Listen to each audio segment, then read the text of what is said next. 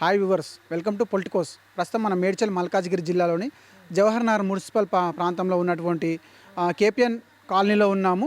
ఇక్కడ అనేక సమస్యలు ఉన్నాయని చెప్పేసి మనకు తెలియజేయడం జరుగుతుంది. ఆ సమస్యలు ఏంటో ఒకసారి అడిగి తెలుసుకునే ప్రయత్నం చేద్దాం. చెప్పమ్మా, నీ పేరేం పేరు? నా పేరు నిర్మల.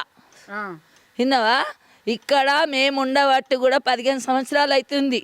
15 సంవత్సరాల నుంచి కూడా మాకు మోరీలు సరిగ్గా లేవు, తంబాలు లేవు మాకు. విన్నావా? నీళ్ళు అంటే నీళ్ళు మస్తు పాములు నీళ్ళు తేళ్ళు అన్నట్టుగా అలా చచ్చిపోతున్నాం మేము. ఈడికి రెండోసారి కూడా వచ్చి మమ్మల్ని చాలా ప్రాబ్లంతో చేస్తున్నారు. కానీ మాకు ఒక లైట్ లేదు, సిమ్మున సీకట్ల చిన్నపిల్లలతో మస్తు కష్టపడుతున్నాం మేము. ఎక్కడ చూసినా నీళ్ళే మాకు. రాత్రంతా నడవాలంటే కష్టం, బయటకు వెళ్ళాలంటే కష్టం. మాకు అంత ప్రాబ్లంతో మేము బతుకుతున్నాం మేము. ఎలక్షన్లకు వస్తారు, ఓటేయమంటారు, ఓటేయించుకుంటారు, కథమే వెళ్ళిపోతారు. ఎట్లా బతకాలి మేము? ఎట్లుండాలి? ఒక ఆటో రాదు, ఒక బండి రాదు, ఒక బస్సు లేదు, ఎక్కడ ఏది మాకన్నది ఏం లేకుండా అయిపోతున్నది. మరి దేనికి ఇట్లా చేస్తున్నారో మాకు అర్థమవుతలేదు. అధికారులు ఎవరైనా వచ్చారు అమ్మాయిడికి? మీరు అధికారులు ఎవరికైనా చెప్పినారా? అధికారులకు మస్తు చెప్పినాం. ఏమన్నారు?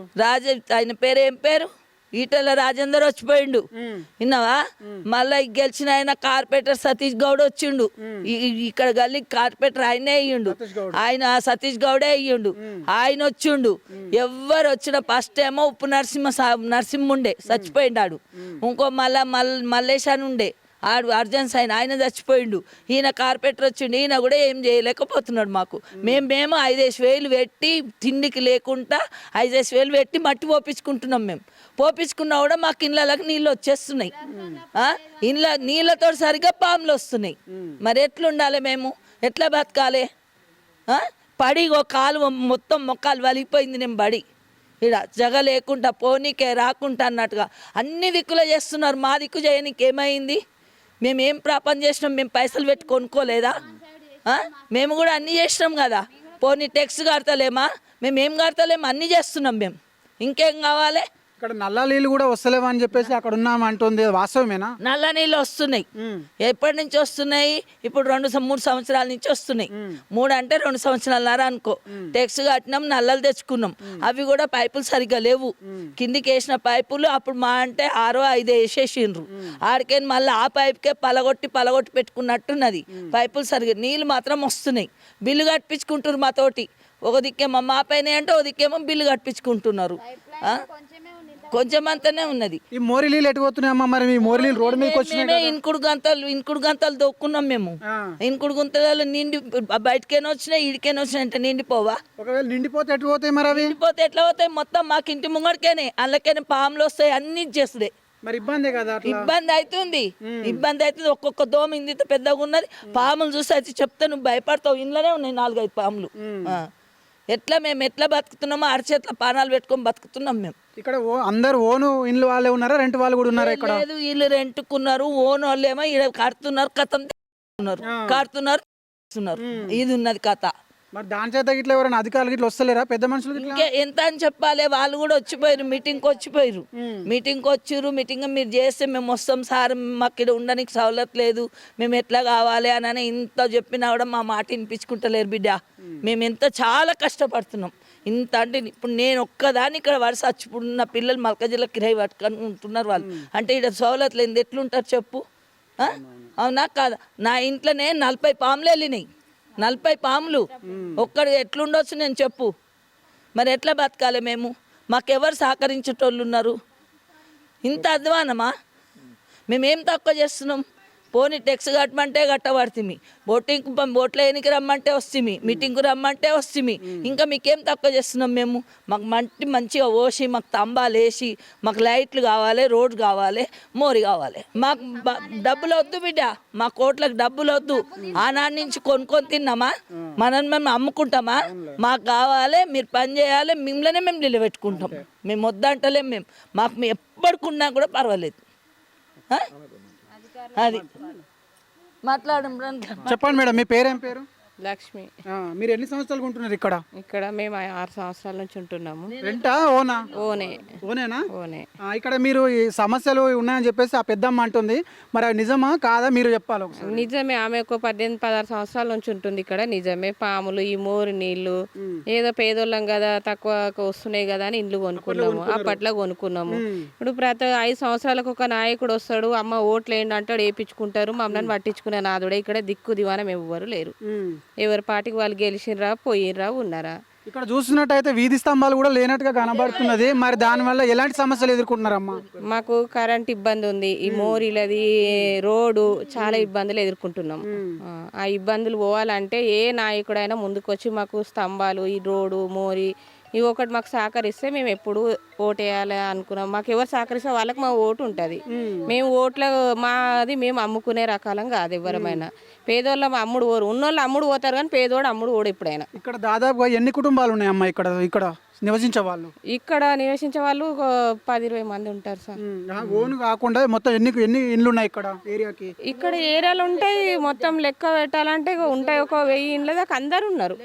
ఇప్పుడు ఓనరు లేకపోయినా రెంట్కి ఇస్తారు, వెళ్తున్నారు, ఉన్నారు. ఇప్పుడు వాళ్ళకైనా ఇబ్బంది, మాకైనా ఇబ్బంది కదా. అందరం చిన్న చిన్న పిల్లల్ని వేసుకొని మా ఇబ్బంది వాళ్ళు అర్థం చేసుకొని మాకు ఇవి సహకరిస్తారా. ఇక మళ్ళీ ఎలక్షన్లలో ఎవ్వరు నిలబడ్డా మాకు ఇవి వేస్తేనే ఎవరికి కూడా ఓటు వేయమని చెప్తాం అంతే. చెప్పండి మేడం, మీ పేరు చెప్పండి. నా పేరు సుజాత.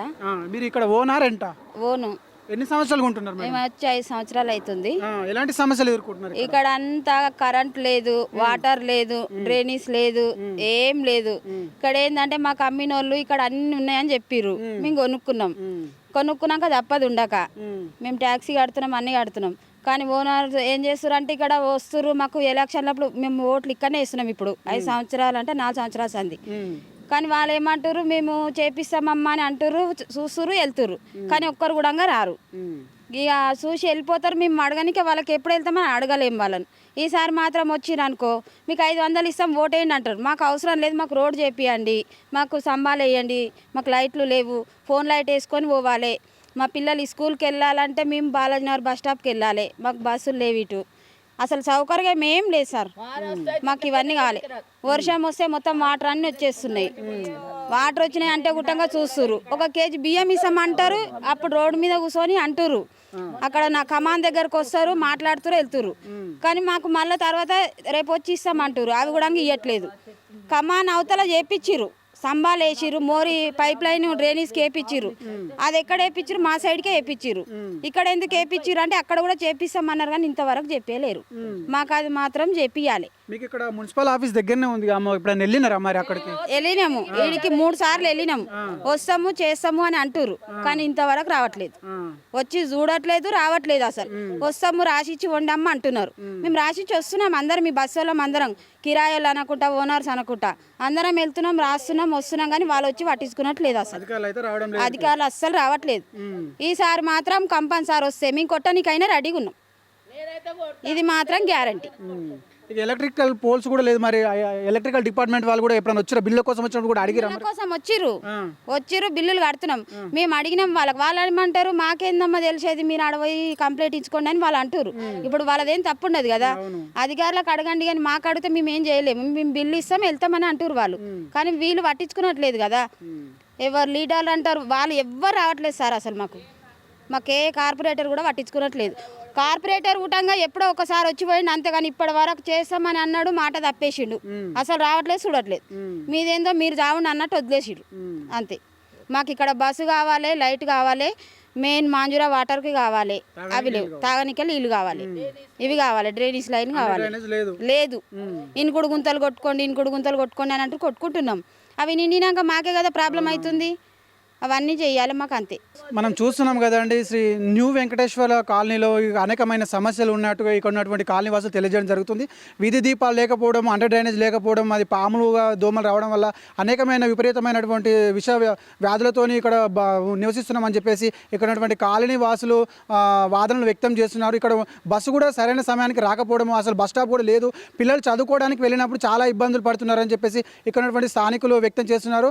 ప్రభుత్వ అధికారులు తక్షణమే పట్టించుకొని మా కోరికలను, మా డిమాండ్లను నెరవేర్చాలని చెప్పేసి ఇక్కడ ఉన్నటువంటి కాలనీ నివాసకులు వ్యక్తం చేస్తున్నారు. కెమెరామెన్ శేఖర్తో రిపోర్టర్ మహేష్.